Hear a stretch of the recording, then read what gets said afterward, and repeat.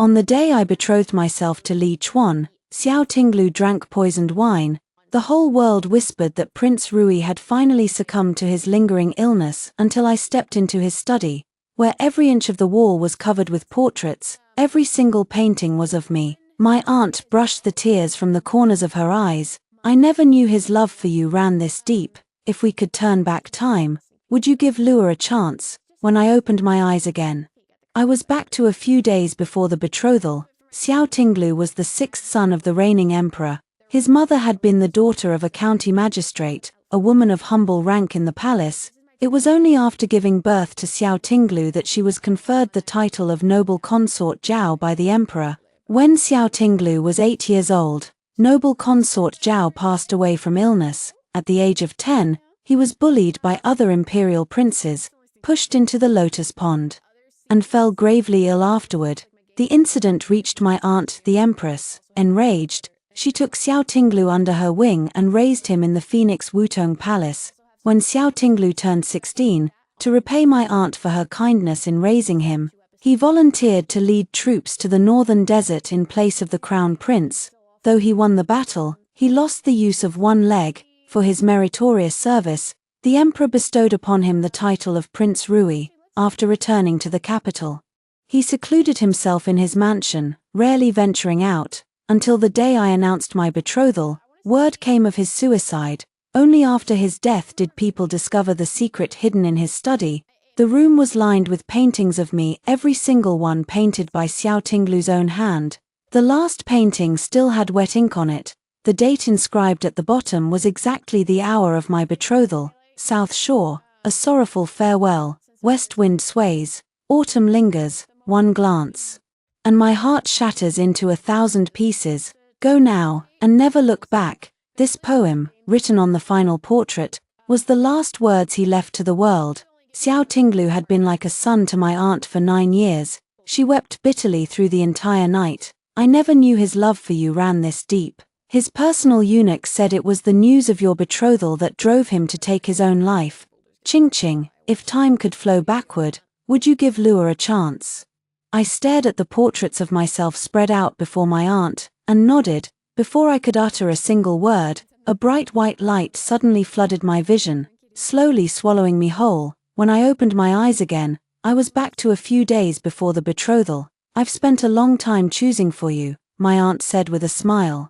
Among all the young men in the capital, only the youngest son of General Li is worthy of my approval. What do you think? Ching Ching, I said nothing, my mind racing as I weighed how to refuse this marriage. Are you feeling shy? Ching Ching, if you have no objections, I'll ask the emperor to grant the imperial edict for your betrothal tomorrow. No, I can't betroth myself to Li Chuan. Xiao Tinglu killed himself because of my engagement. The gods gave me a second chance, wasn't it, so I could rewrite his tragic ending? Aunt, could I have some time to go back and think it over carefully? Very well, you are the youngest daughter of the Jiang family, and you bear no burden of shouldering the family's future. Choose whomever your heart desires. Thank you, Aunt. As soon as I stepped out of the Phoenix Wutong Palace, I was overcome with an urgent desire to see Xiao Tinglu. Xiao Tinglu was a royal prince. At 16, he had led troops to battle and emerged victorious. Though he had lost the use of one leg, he was still a hero in the eyes of the people, a favored son of heaven. He possessed power, wealth, and status that others could only dream of in their entire lives. Why then, had he so easily let go of everything and drunk that cup of poisoned wine? Among all the paintings in his study, the earliest one dated back to when I was 12 years old, attending a palace banquet. Yet all these years, I had never spared him a second glance. I had never known of his quiet, yet profound, love for me. Following his personal eunuch, I walked along the long palace corridors. When we passed the lotus pond, I spotted a fully ripe lotus seed pod. I couldn't help but stop, reaching out to pluck it from the water. The moment my fingers closed around the pod, a memory flashed through my mind. Suddenly, I remembered, the last painting Xiao Tinglu had ever made was of my profile, picking lotus pods by the pond. This meant that he had seen me that day. At that moment, he must have been nearby. I spun around abruptly, but there was no one in sight. Miss Forth, who are you looking for?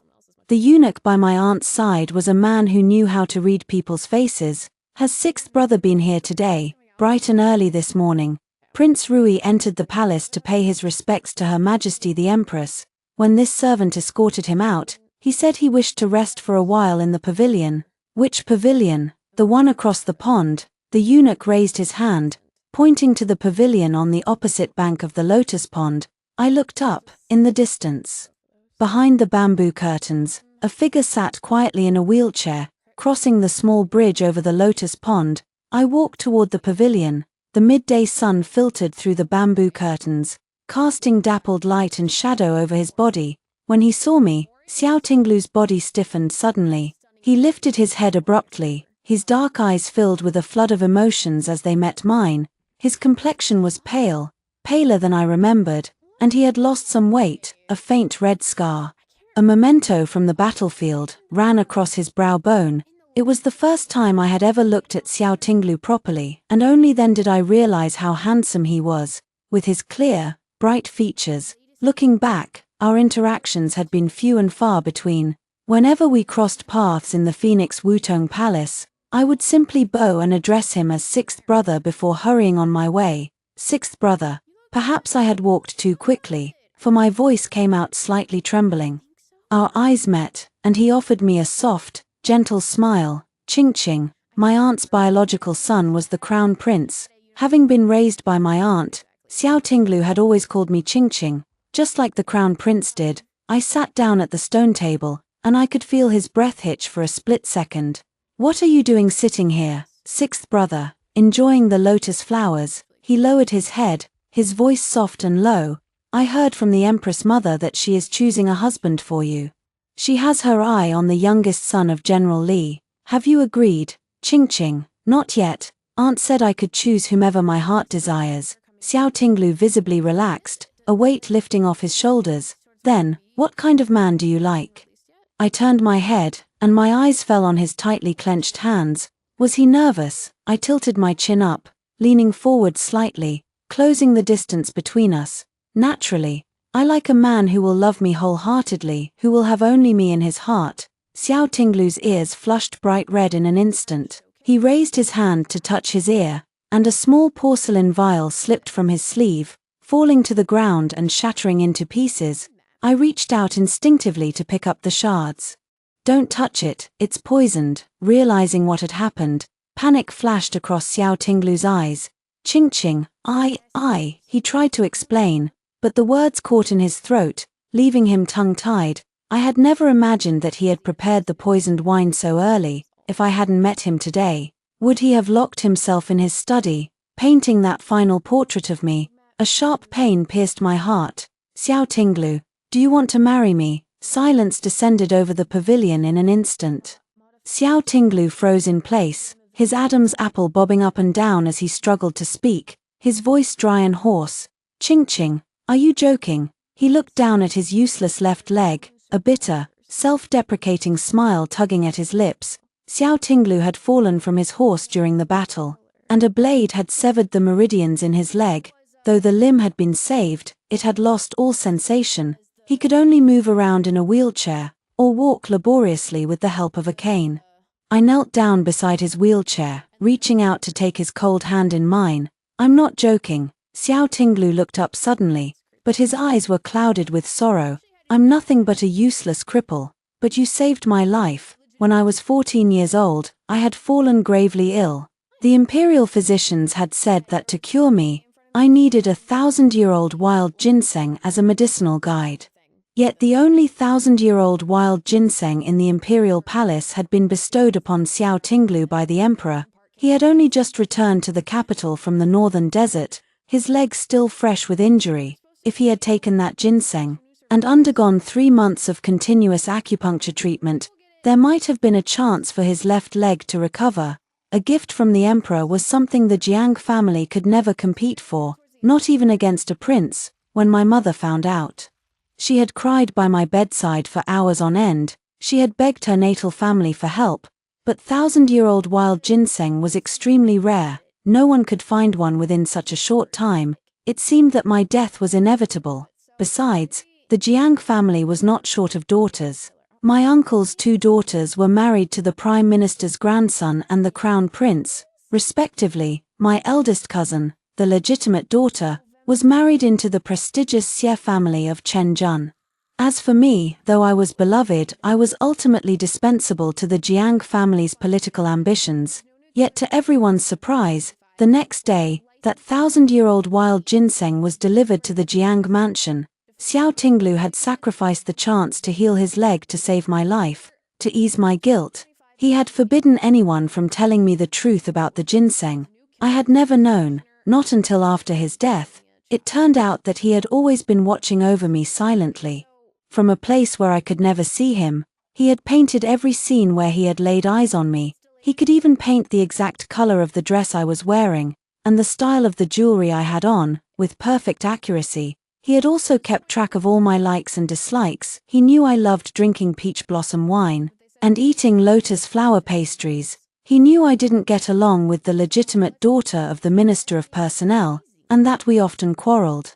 He had been so ashamed of his crippled leg that he had never dared to approach me, to let me know of his love. Even when we met face to face, he would only call my name softly, his affection carefully reined in. When I found out that Xiao Tinglu had died because of me, I had cried for a long, long time. I regretted that I had never seen his feelings for me sooner. I wanted to love him, to cherish this man who had only ever had me in his heart. This time, I would never let him die alone. The next day, I entered the palace to thank my aunt. Since you are determined to marry him, in a few days, after the emperor and your father have discussed the date, he will issue the imperial edict for your marriage. Xiao Tinglu had gone to the northern desert in place of the crown prince, and he had sacrificed his only chance at healing his leg for me. If I married Xiao Tinglu, the Jiang family would gain a reputation for gratitude and righteousness in the eyes of the emperor and all the court officials. Thus, the entire Jiang family unanimously agreed to my marriage to Xiao Tinglu. As soon as I left the palace, I rushed to Xiao Tinglu's mansion without delay, eager to share the good news with him. His eunuch led me to the courtyard gate outside his study. Miss Forth, His Royal Highness is painting inside. Please wait here for a moment. This old servant will go in and announce your arrival. I nodded. I wondered what he was painting this time. Stepping into Xiao Tinglu's study once again, my heart couldn't help but flutter with nervousness. I would never forget the shock I had felt when I first set foot in this room. Who are you? What are you doing here? A young girl stood behind me, eyeing me warily. I recognized her. She was the daughter of Xiao Tinglu's maternal uncle. Her name was Zhao Wanyue. Last time, when I left the study, she blocked my way. It's all your fault. My cousin sacrificed so much for you, and you killed him. Jiang Yaoqing, may you die a horrible death. This time, I gave her a friendly smile. Hello, my name is Jiang Yaoqing, and I am Xiao Tinglu's fiancé. Zhao Wanyue's eyes widened instantly. She let out a cold snort, rolling her eyes at me. For a young lady, you really have no shame. You not only chased him to his mansion, making up lies about my cousin, but you even dare to call him by his given name. I froze for a moment. Ever since I was born, no one had ever dared to speak to me like this to my face. Believe it or not, in a few days, the imperial edict betrothing Xiao Tinglu and me will be issued. Ching. The eunuch wheeled Xiao Tinglu to the courtyard gate. Mother Empress, did she agree to let you marry me? Xiao Tinglu's voice was hoarse, his eyelashes trembling slightly.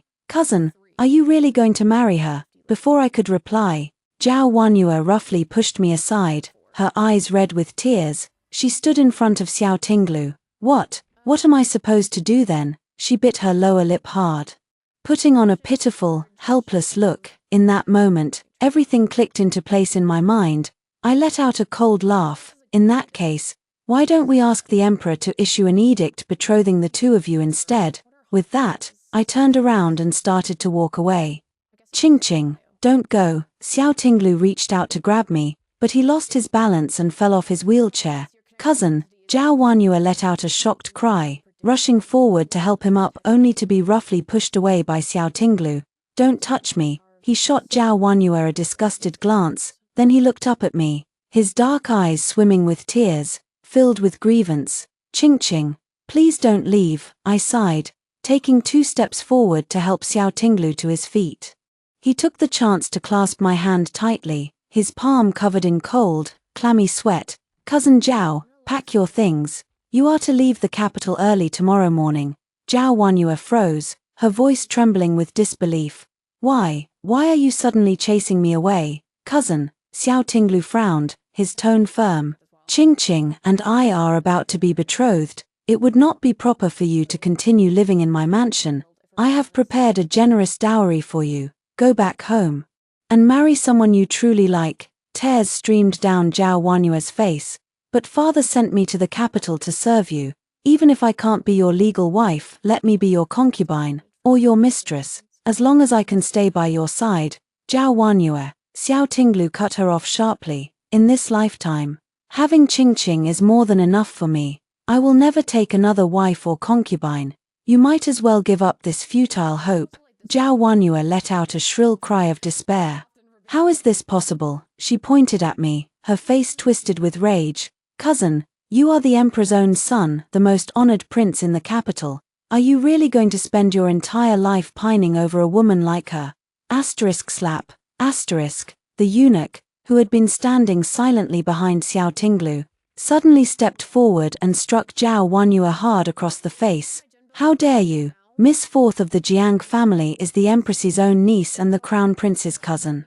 Her status is infinitely noble. How dare you insult her with your vulgar words? Only then did Zhao Wanyue finally realize my true identity. Her face turned as pale as a sheet. She shot me a look of bitter resentment, then covered her stinging cheek and fled, sobbing loudly. I raised an eyebrow, teasing Xiao Tinglu.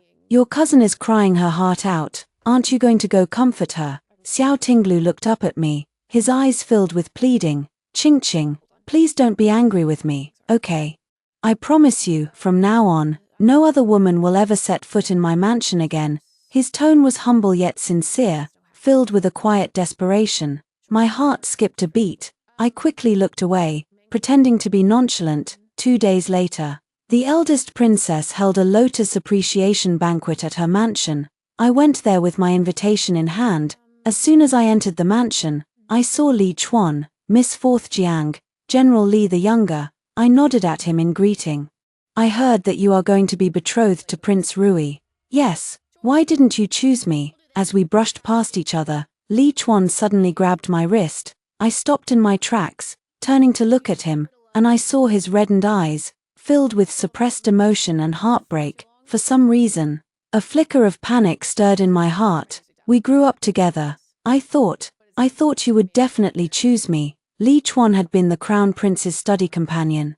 We really had studied and grown up together since childhood, but our relationship had never been particularly close. In my previous life, shortly after I became betrothed to him, I had been reborn back to this time. I had never known what kind of feelings he had harbored for me. Jiang Yaoqing, do you really love Prince Rui, or are you only agreeing to marry him out of guilt, because he saved your life? I frowned, glancing down at my wrist still held in his grasp. My voice was cold and distant. General Li the Younger, please let go of my hand. Li Chuan's gaze flickered toward something behind me. He slowly released his grip. My marriage is my own business. I don't need to seek your approval, do I? But Prince Rui led troops to battle at the age of 16. He is brave and resourceful. Though his leg was injured, in the hearts of the common people, he is still our nation's young hero. Tell me, who wouldn't love a hero like him? As a military man yourself, General Li, I'm sure you can understand this feeling, can't you? Li Chuan fell silent. After a long while, he let out a bitter, self-deprecating laugh. So it turns out, all these years, I was just indulging in wishful thinking. Your Highness Prince Rui, you have one. I turned around abruptly. Xiao Tinglu was sitting in his wheelchair, his gaze dark and cold as he stared at Li Chuan. He had heard every word of our conversation. Perhaps it was because he had seen my unwavering choice of him. But I noticed that when he looked at me, he was no longer as cautious and tentative as before. After the banquet ended, Xiao Tinglu led me to the courtyard next to Prince Rui's mansion. When he pushed open the gate, my eyes were met with a sea of vibrant hydrangeas in full bloom, white, pink, purple, blue, and even the extremely rare green hydrangeas. I couldn't help but let out a joyful gasp. I ran lightly around the small courtyard, my heart soaring with happiness. Everyone who knew me well knew that I loved hydrangeas more than anything else. I had planted dozens of them in my own courtyard at home. Did you plant all of these? Yes, every single one of them was planted by my own hands. Xiao Tinglu said that he had specially bought this courtyard just to grow flowers. Whenever he felt lonely or troubled, he would come here to water the flowers, fertilize the soil, and prune the branches and leaves. Before he knew it, the whole day would pass by, and the unhappiness weighing on his heart would fade away along with the time. I have often imagined how delighted you would look when you saw them. Ching, all these flowers, they exist only for you. As he looked at me, his dark eyes were soft and bright, like ripples of moonlight on water. It was as if he himself existed only for me. Then why did you never tell me about this before? I couldn't help but ask, because in my heart, you are like a goddess, a being of incomparable beauty and purity, while I am just a useless cripple, unwanted by everyone. I was afraid that I was not worthy to stand by your side. The setting sun stretched his shadow longer and longer, as if it was slowly reaching out to embrace me. But why did you fall in love with me, exactly? I wanted to know the origin of his quiet, yet profound, love for me. Ching, do you remember, when I was 10 years old, you once saved my life? When Xiao Tinglu was 10 years old, I was only 8. On the day of the winter solstice, my eldest cousin and I had entered the palace to accompany my aunt. She had been so happy that she had lost track of time. It wasn't until the eunuch reminded her that the palace gates were about to close that my cousin and I hurried to leave. As we passed the lotus pond, I saw several princes burying Xiao Tinglu in a pile of snow, making a snowman out of him, leaving only his head sticking out. What are you doing? He'll freeze to death like this. I ran over, using my hands to dig the snow off Xiao Tinglu's body. By then, his lips had turned purple from the cold, and his whole body was shaking violently. Jiang Yaoqing, mind your own business. The second prince glared at me fiercely. My eldest cousin rushed over to me, pulling me to my feet. Ching, the palace gates are about to close. We have to leave at once. The third prince rolled his eyes at me disdainfully. Scram, you're nothing but the daughter of a consort clan. How dare you come here and act so high and mighty in front of us? Killing you would be easier than squashing an ant. Oh yeah, then why don't you give it a try? With that, I charged forward, headbutting the third prince to the ground. Jiang Yaoqing, you little bitch. How dare you attack me? Beat her to death. My uncle is the general who guards the north. I'll take full responsibility for it. The eunuch who had been sent to escort us out of the palace saw what was happening and stamped his foot anxiously. He hurried toward the direction of the Phoenix Wutong Palace to seek help. How dare you? My eldest cousin stepped in front of me, shielding me with her body. Do you really dare to offend the Wang clan? My mother came from the prestigious Wang clan of Langya, and my uncle had married a daughter from the Li clan of Longxi. The relationships between the 5 great noble clans were intricate and complex, bound together by marriage and blood united as one. Even the imperial princes dared not provoke the noble clans. So what if she's a daughter of a noble clan? We're just teaching our disrespectful 6th brother a lesson. What right do you two have to interfere? In a fit of petty anger, they dragged Xiao Tinglu out of the snow pile, hauled him to the edge of the lotus pond, and pushed him in. The pond was covered with a thin layer of ice. Xiao Tinglu's body crashed through the ice and sank to the bottom of the water. The incident shook the entire harem. My aunt ordered the servants who had been accompanying the princes to be tortured until they confessed. She then submitted their confessions directly to the emperor. The next day, numerous court officials submitted a joint memorial to the throne, stating that the princes were unruly and vicious, bullying their own brother, completely unfit to shoulder the responsibilities of the state, and deserving of severe punishment. In contrast, the youngest daughter of the Jiang family had shown great compassion and a strong sense of justice. They begged the emperor to name the empress's son, Jiang Tinghe, as the crown prince. Leading this group of officials were none other than my father and my uncle. The emperor doted on consort Liu deeply. To protect the second prince, he had no choice but to severely punish the third prince, who had threatened to kill me. The third prince's uncle, the general who guards the north, was also recalled to the capital. All the other princes who had participated in the bullying, along with their mothers, were punished as well, at the same time. My cousin was formally appointed as the crown prince by the emperor. The fourth miss of the Jiang family had become famous overnight. From that day on, almost none of the young masters and young ladies in the capital dared to provoke me. After that night, I fell seriously ill. When I entered the palace again, Xiao Tinglu had also recovered from his illness and moved into the Phoenix Wutong Palace. From that moment on, he began to follow me like a shadow, never missing a single chance to see me. He hid in the shadows of the Phoenix Wutong Palace, silently watching my every move. After my mother passed away, I thought I was trapped in eternal darkness, with no one willing to reach out a hand to save me. I prayed silently in my heart every day, if there are gods and Buddhas in heaven, please come and save me. Until that day, when I was shivering with cold, you ran toward me, wrapped in that red cloak. You were like a beam of light, shining directly on me, letting me see the beauty of the world once again. I knew I was not worthy of someone as wonderful as you. But, this time, it was you who came to me first. Ching, the imperial edict of betrothal hasn't been issued yet. You still have a chance to change your mind. Xiao Tinglu's voice was low and deep. The last rays of the setting sun streamed into the courtyard, gilding his entire figure as if he were sculpted from gold. As he waited for my answer, he plucked a hydrangea flower silently. Trying to hide his nervousness, I took a step forward, bending down to look at him, tilting my head to the side. Xiao Tinglu, would you like to hug your fiancé? He looked up abruptly, his eyes glistening with tears like a misty lake. The hydrangea in his hand fell to the ground. Ching.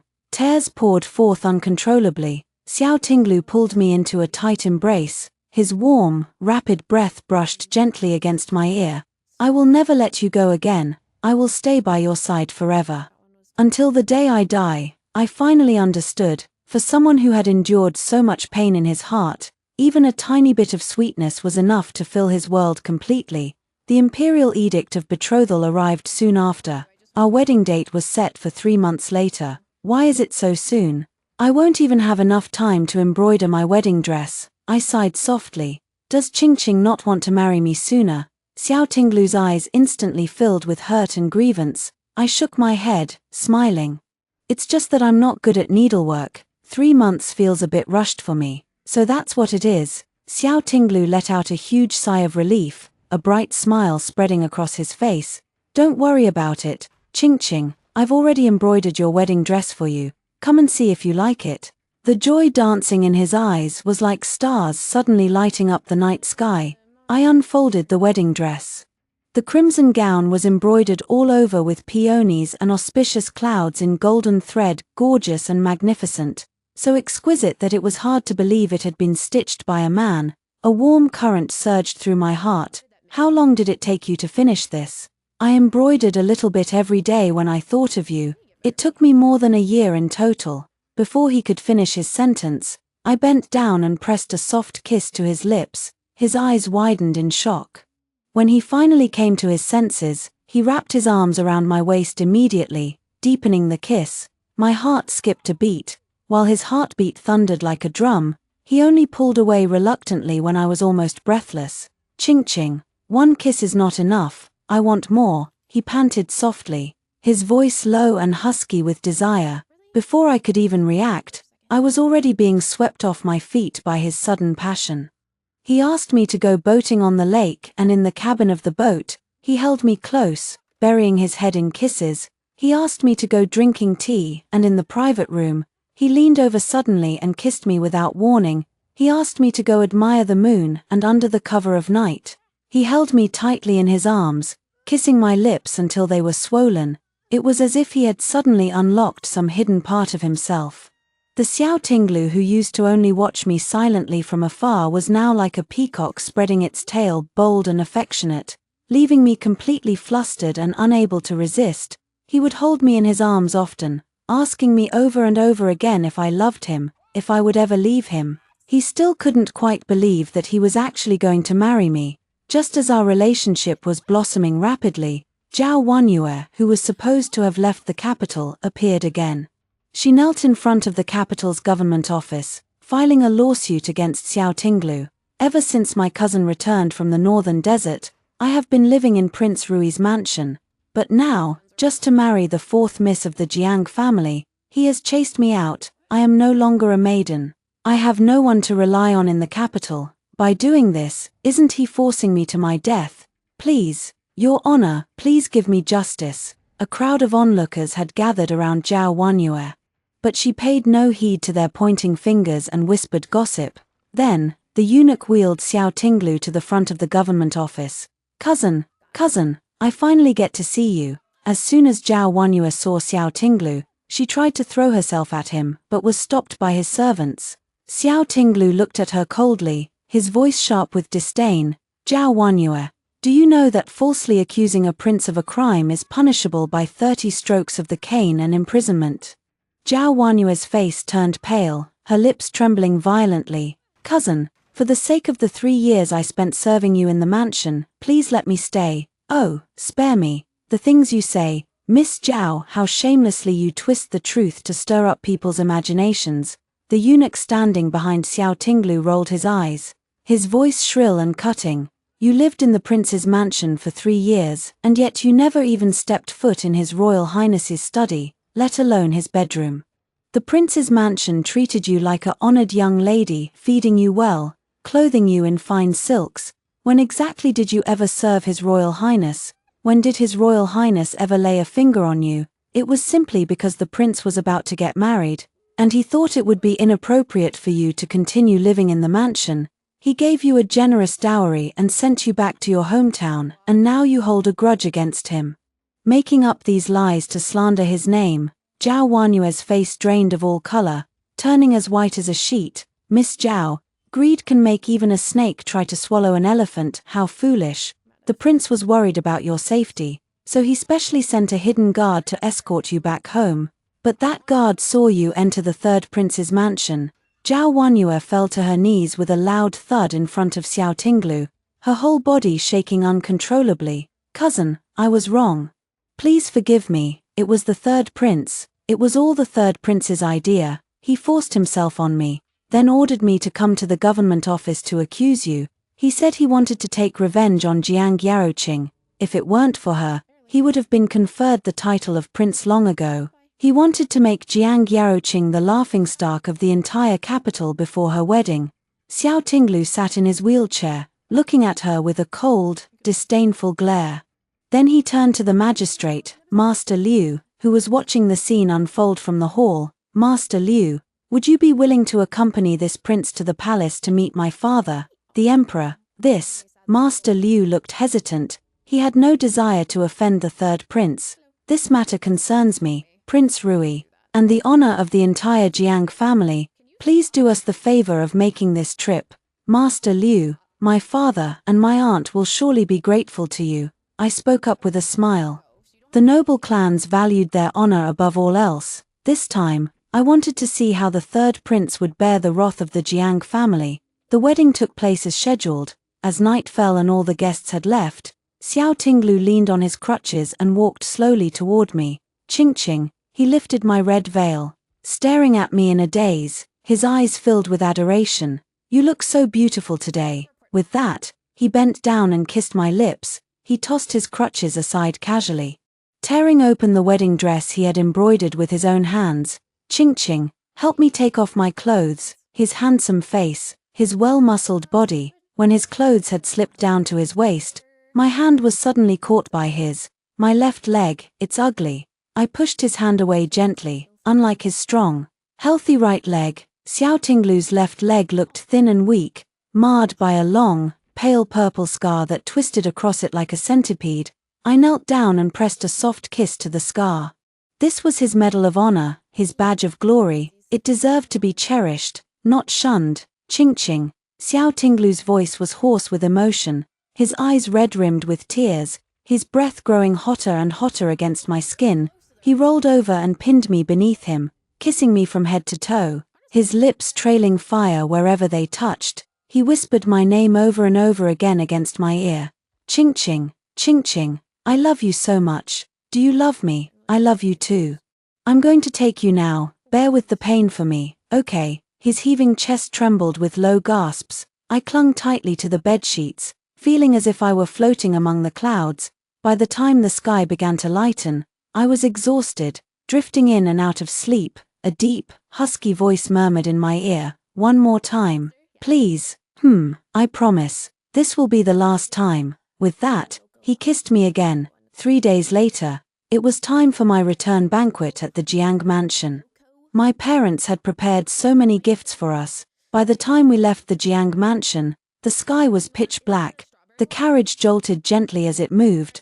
I leaned against Xiao Tinglu's shoulder, closing my eyes just for a moment, when suddenly, an arrow shot straight through the carriage wall, embedding itself deep in the wood. Ching ching, watch out. Xiao Tinglu pulled me into his arms, shielding me with his body. Xiao Tinglu, die. Several men dressed in black surrounded the carriage completely.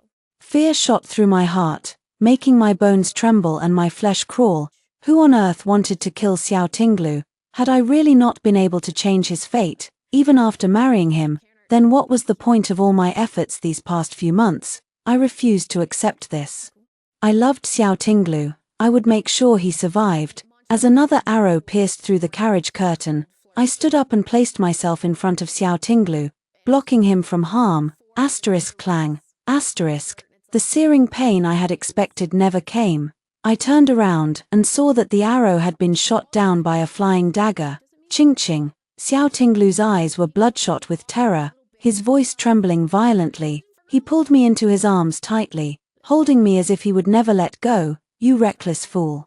Do you want to throw your life away, and Wei 5, and Wei 6, leave at least one alive?" This prince wants to interrogate them slowly. "Yes, your royal highness." Amidst the clashing sounds of swords and blades, he kissed me fiercely, his lips bruising mine with a mixture of fear and passion. So he had brought hidden guards with him after all. I had been so stupid to worry. As punishment for not valuing my own life, Xiao Tinglu kept me in bed for an entire day and night. When I finally stumbled out of the room, my waist aching and my legs shaking, I learned the news. The third prince had been demoted and exiled to Lingnan, forbidden to return to the capital without an imperial edict, and his mother, once the powerful and favored noble consort Zhen, had been thrown into the cold palace for the rest of her life. It turned out that before my wedding, Xiao Tinglu's cousin Zhao Wanyue had been given 30 strokes of the cane and thrown into prison. And by stirring up trouble with the noble clans this time, the third prince had incurred the emperor's wrath. The emperor had decreed that he would never be conferred the title of prince for the rest of his life. A prince without a title meant no power, no fiefdom, other than the empty title of being the emperor's son. He had nothing left. The third prince's rage had stemmed from the incident 9 years ago, when I had saved Xiao Tinglu from his bullying. All these years, he had never been able to swallow that humiliation, so he had plotted this assassination. I sat under the grape arbor, eating grapes while listening to the eunuch recount the story vividly. The prince was absolutely furious this time. Using the excuse that Your Highness the princess nearly lost her life to an arrow, he allied with all the noble clans, forcing the emperor to exile the third prince to Lingnan. Lingnan is full of miasma and disease. TSK. His life from now on will be nothing but misery. I popped a grape into my mouth, chewing contentedly. Serves him right. He's always loved bullying people since he was a child. Exactly, in this old servant's humble opinion. Ching ching tilde. Xiao Tinglu's voice cut the eunuch off. The servants immediately took the hint and retreated quietly, leaving us alone. His wheelchair rolled to a stop in front of me. "Are the grapes sweet?" The word sweet had barely left my lips when he leaned over and kissed me suddenly. Be good tilde, let your husband have a taste tilde. As the sky grew dark again, I lay on the bed, my whole body aching, unable to move an inch. I looked at Xiao Tinglu, who was sound asleep beside me, and couldn't help but reach out to stroke his face. In my previous life, he had died because of me. But this time, fortunately, I had saved him. We could spend this long life together, side by side. Our love would never fade, our hearts would never drift apart. We would stay by each other's side forever, until the end of time.